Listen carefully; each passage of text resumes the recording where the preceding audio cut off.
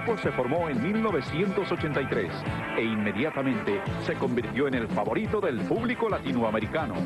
Sus nombres, Gustavo Cerati, Charlie Alberti y Zeta Bosio. Ellos son Soda Stereo. Ahora llegó el momento de la despedida. Hoy en escenario, desde Buenos Aires, entrevista con el cantante Gustavo Cerati. El principio y el fin de Soda Stereo.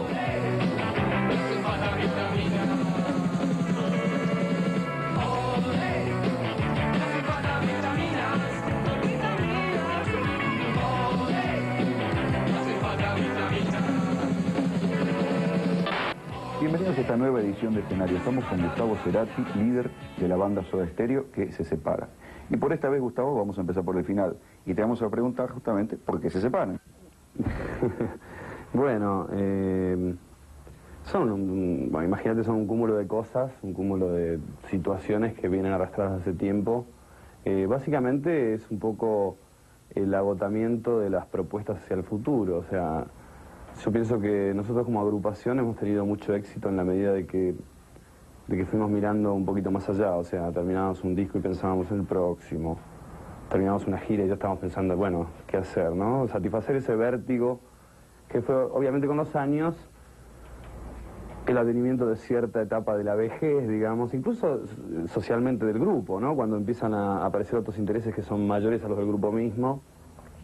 Básicamente es el agotamiento de una situación futura. Entonces, de alguna manera, este final para nosotros tiene ese sentido, ¿no? Un sentido de futuro. O sea, a partir de acá es otra cosa. ¿Cuál es el lugar que queda vacante? ¿El de, tal vez, la gran banda pop latinoamericana? Bueno, sabes que los tiempos van cambiando. Cuando nosotros empezamos a incursionar en otros países, bueno, no existían, digamos, los canales de televisión especializados para eso, así que un poco era una aventura, ¿no?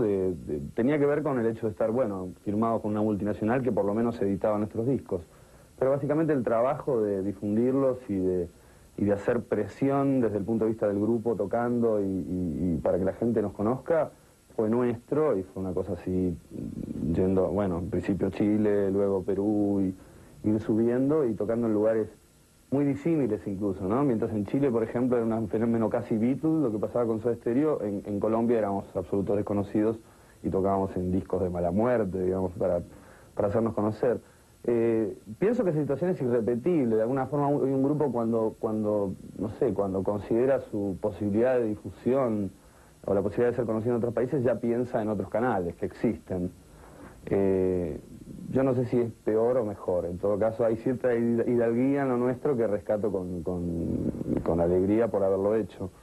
Pero el lugar nuestro me parece que es un lugar irrepetible, digamos, lo que vendrá será otra cosa, ¿no? Cuando ustedes salieron a América Latina, ¿cómo eran recibidos en aquel momento? Porque era una experiencia prácticamente inédita.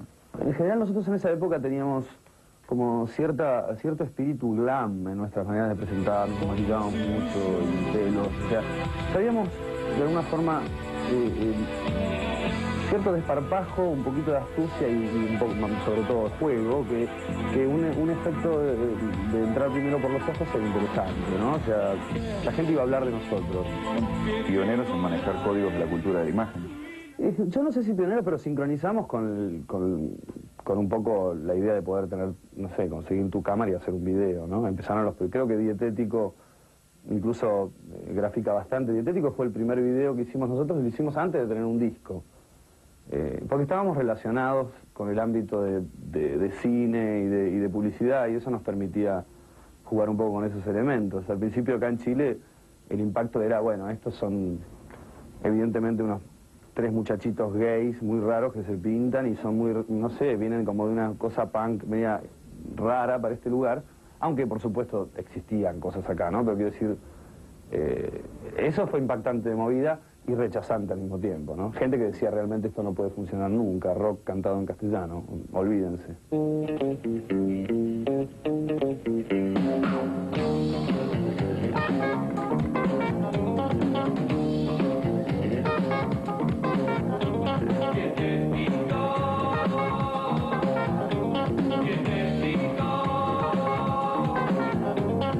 Somos un conjunto dietético. Tiramos una onda dietética. harina con menos de una caloría.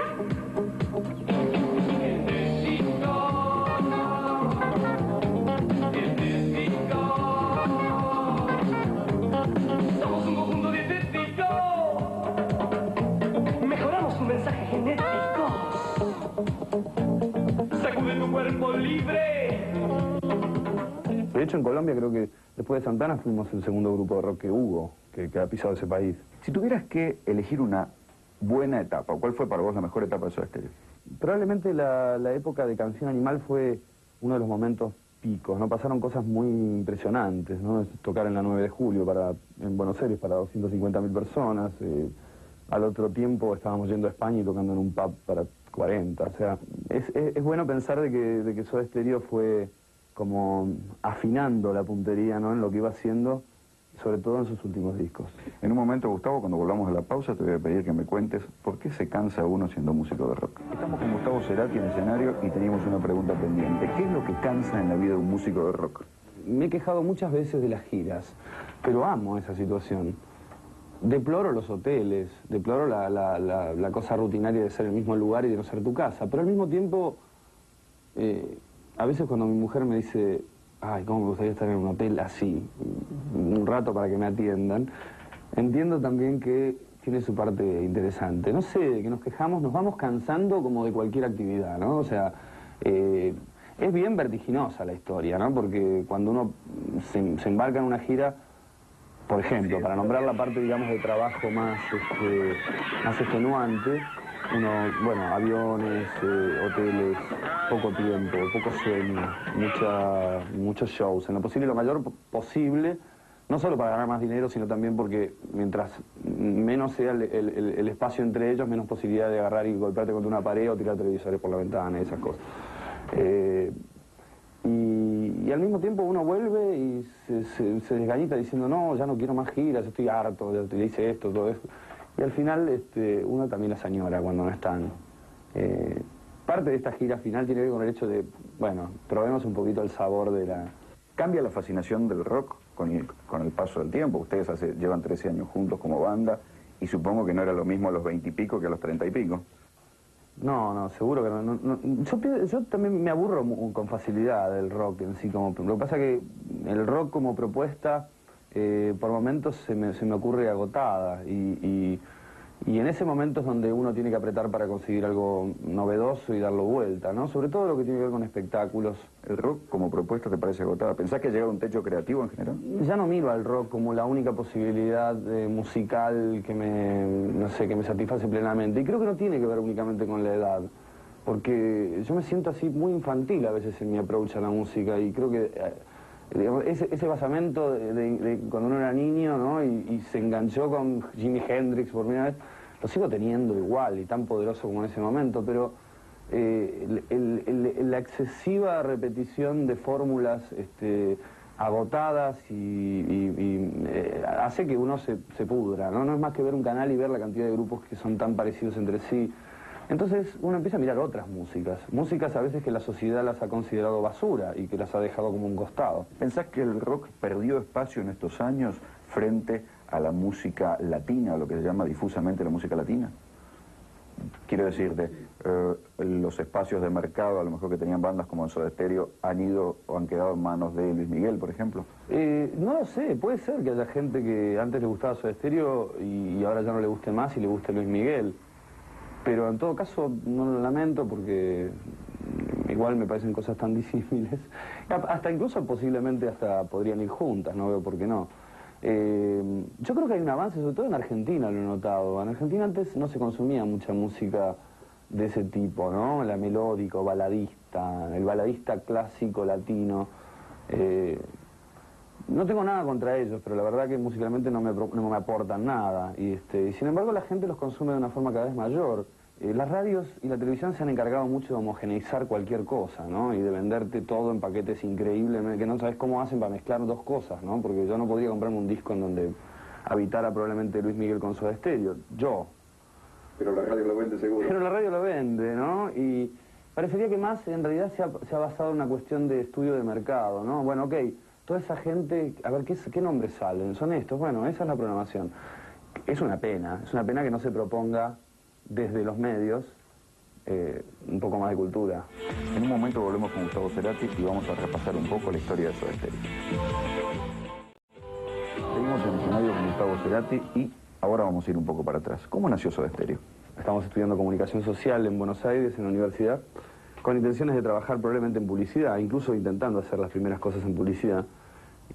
Hicimos una mini agencia en un suburbio de la capital con otra persona que se llama Alfredo Lois, que fue bastante importante en el génesis de Soda Stereo y en años posteriores, porque fue el que dirigió los videos y a él se le encargaba la parte de la imagen. Aunque opináramos todos y todos estuviéramos en eso, lo canalizábamos a través de él. Así que nosotros tres teníamos como un proyecto side, ¿no? A través de la publicidad, que por supuesto no... Bueno, en este caso no funcionó. Supongo que en la agencia escucharía música todo el día. Todo el día, sí, sobre todo cuando pegábamos las alfombras, o sea que era lo que queríamos hacer y quedábamos todos escuchando. Estábamos mucho más entusiasmados con esa idea de poder armar un grupo. Comienzo de los 80 había como cierto espíritu sesentista, ¿no? Cierta idea de la vuelta a la canción y hacer cosas más simples. No se necesitaba ser un genio musical virtuoso, sino que simplemente un poco de actitud. Eso, ¿cuál era la música que no querían hacer? ¿Cuál era la música que ustedes veían al lado de ustedes y que no querían hacer? Bueno, había mucha preponderancia del fogón declamatorio, ¿no? En esa época. No nos olvidemos que era la caída del proceso, el comienzo de la democracia, y todavía quedaban, por supuesto, la necesidad de decir muchas cosas. Hoy todavía no se agotan, ¿no es cierto? Pero en ese momento, Piero era rock, ¿no? Y nosotros consideramos que el rock era otra cosa. Y un poco influidos más bien por la música británica, ¿no? En ese momento, que pregonaba a través del punk unos años anteriores un poco el despojo y el no tener necesariamente que decir algo, aunque los punks lo hacían desde un punto de vista político, era una actitud interna, ¿no? Nosotros, posteriores a ese movimiento, sí pensábamos que tenía que haber un poco más de prejuicio, de que había que soltarse más, de que no había que estar todo el tiempo pensando una canción, sino disfrutándola. Básicamente la estábamos pasando muy bien y hacía tiempo que no se podía pasarla bien en Buenos Aires. ¿Cuántos años tenían? Y yo tenía 24, 23, 24. ¿Qué pasa cuando una persona a los 24 años pasa de tocar en un pub y en cuestión de un año o dos a tocar en un estadio con 30.000 personas adelante? Yo creo que vivís un poco como a 18 centímetros del piso, una cosa así. No es que uno llegue a la madurez. Es más, yo creo que nosotros nos perdimos un tiempo de maduración tremendo estando dando vueltas por todos lados sin parar y no sé, empujado por ese vértigo, ¿no? La sensación de estar haciendo una gira latinoamericana por primera vez en la historia de un grupo llenando estadios en el 87, 86, era una cosa tremenda. Nosotros, yo recuerdo aquí en Chile, miles de personas en los hoteles gritando nuestro nombre a las 4 de la mañana, ¿no? Y pensar de que, bueno, eso es como los Beatles, ¿no? Y que es algo que uno vio en una película y que está pasando. Es muy difícil madurar con esa idea. Jugás con esa idea, te embelezás, te oprime, y realmente cuando volvimos a casa después de un tiempo y nos estuvimos ahí, empezamos a darnos cuenta que nos habíamos olvidado de muchas cosas de nosotros mismos. En un momento seguimos con Gustavo Cerati en escenario. Seguimos con Gustavo Cerati en esta edición de escenario. Gustavo, ¿triste por la separación? Cuando hicimos el primer concierto en México, estos son una seguidilla de despedidas, ¿no? Cada una en un lugar diferente, pero son despedidas al fin. Entonces yo me preguntaba cómo iba a sentir. El primer show creo que me costó mucho conectarme con esa idea porque técnicamente todavía había muchas cosas que resolver. Pero después fui tomando las cosas con un humor, con una alegría, una plenitud que yo creo que la gente misma me lo contagió. Yo tenía la sensación de que esto iba a producir, o que podía ser, si no estuviera bien estructurado, produjera demasiado nostalgia, digamos, una súper nostalgia, ¿no? Y yo creo que existe eso dando vuelta, hay melancolía, pero hay también una apuesta a una fiesta final que se vive intensamente, que yo también pude aprovechar. Uno no está todo el tiempo ahí arriba del escenario, ni abajo pensando en el final, sino a lo mejor lo que me mantiene mejor y sin tanta tristeza es pensar de que nos estamos separando porque nos conviene hacerlo, porque nos gusta hacerlo así, de esta forma, y porque estamos pensando en ese futuro, digamos que, aunque sea incierto, representa por lo menos algo, una idea nueva, ¿no? Frente a nuestras vidas. Entonces eso es excitante y no da tanto espacio para la tristeza.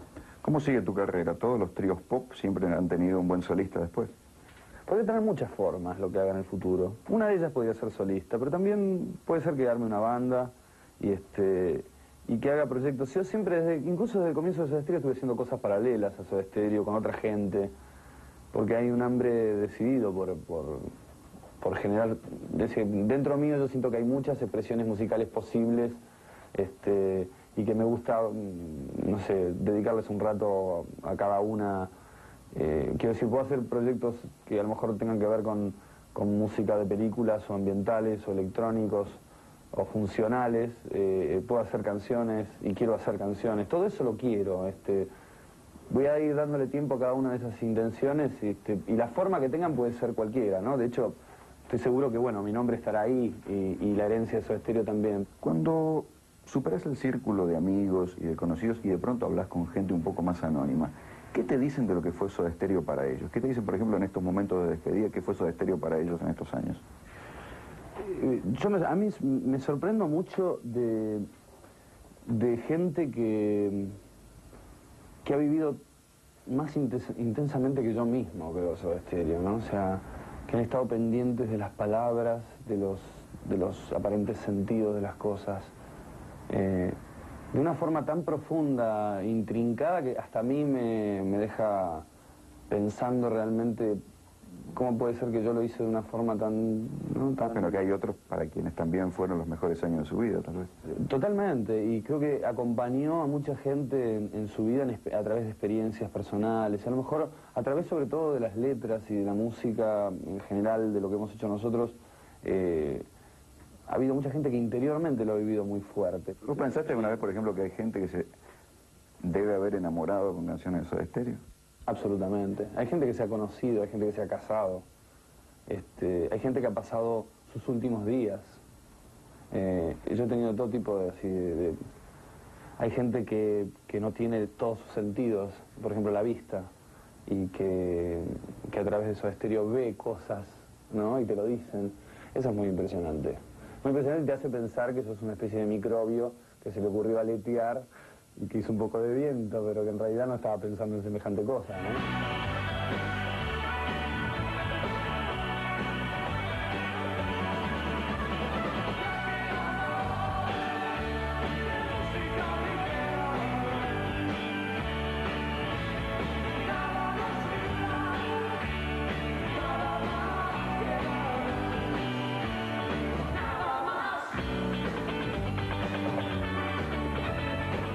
Yo me imagino una sensación entre no sé, por un lado un alivio también, porque llegamos al final de una cosa que nos comprometimos ahora y que sobre todo este último desafío, pues yo he sentido muchos desafíos a través de Soda Stereo con muchas cosas que hemos hecho, cosas que nadie hizo y de golpe nos pasaba que teníamos que hacerlo nosotros, ¿no? Y esto lo siento de alguna forma también así igual. Siento la tranquilidad y voy a sentir tranquilidad de haberlo hecho, no esto, pero otros desafíos con Soda Stereo y sentirme seguro frente a la gente con la que estoy. Y por otro lado, un desamparo natural de una despedida, y las despedidas son así, o uno dice, no me gustan las despedidas, o si no, uno realmente se abraza a ellas y las disfruta en su máximo esplendor, ¿no? Si es posible. Gustavo, muchas gracias. No, a vos. No le enviaré